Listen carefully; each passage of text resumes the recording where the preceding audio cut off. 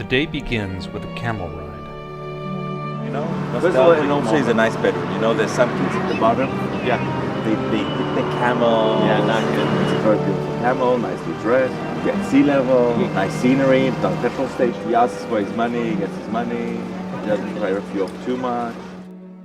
Are we tourists or what? Allison, kiss the camel for me, okay? Give him a kiss. Stand up with him. Allison. You give him a kiss. Ready, ready? Do it again. Do it again. David, do it again. This camel is And I'll get the real camel in the background. Hold it up like this. And bye-bye. And for my and for my little bee, bye-bye. First stop in Gedi, a lush oasis in the Judean desert and supposedly the place where King David hid in a cave while King Saul's 3,000 soldiers went looking for him. I wish I could have those as pets, right? I don't think you'd want them as pets. They look awesome. They're like fast moving and bigger guinea pigs. I know they're like guinea pig size, but they're like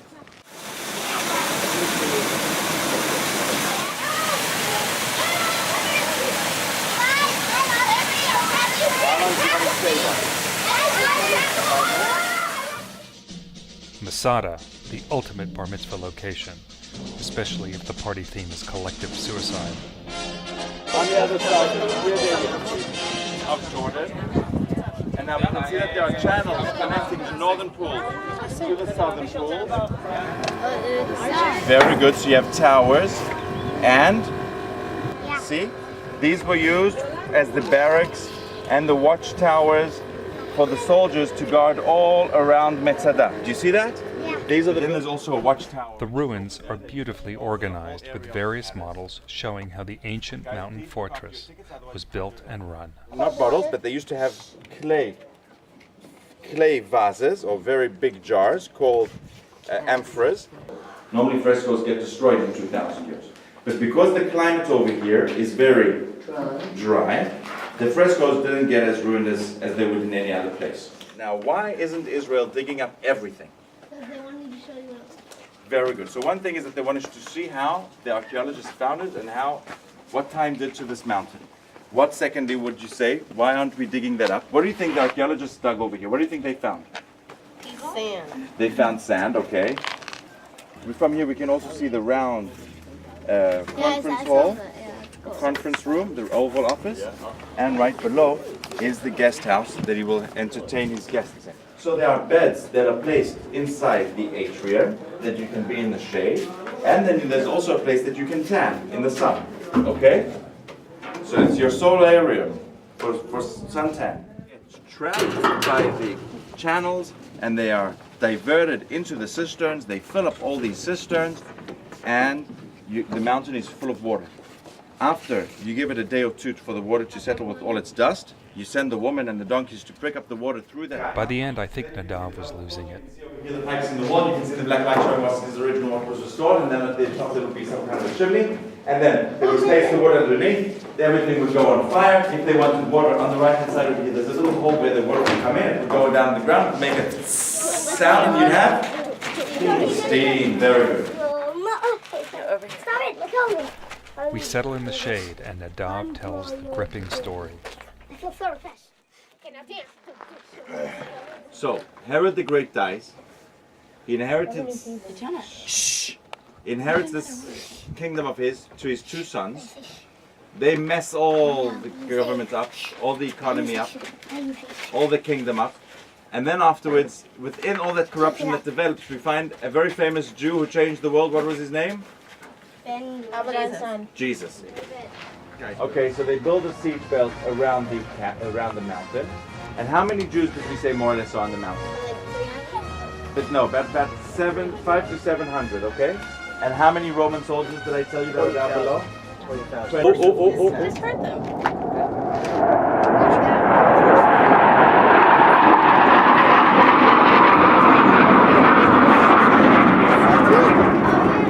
There are some things that are just, they take the show away. Like a cat. Okay, so guys, you know what? Instead of seeing your family killed and then you'll be tortured and killed, why don't you just all go home, kill your families, let them die in honor, and don't give the Romans the pleasure. The climax of mass suicide leads us to other highlights of Jewish history. A genocide against the Jewish people, but the Ethiopian Jews, they were being bullied around by other people there.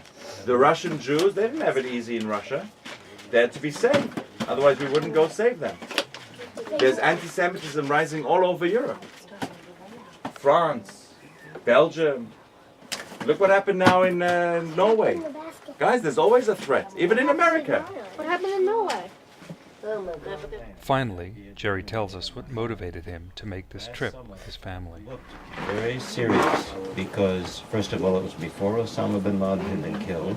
So the Muslim Islam movement was very strong.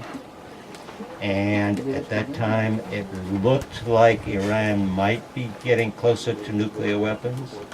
It even looked like Israel might bomb Iran, and God knows what Iran would do in return. Iran said wipe Israel off the map.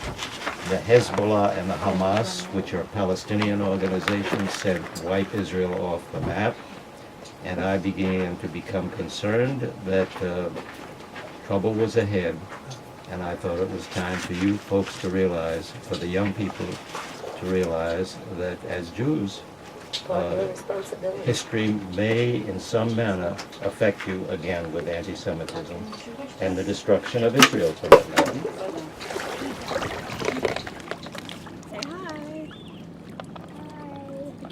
Hi, I'm in the Dead Sea. Yeah. What's in the Dead Sea? Lots of salt. So salty that if you put your eye head in under, by opening your eyes, you will be blind.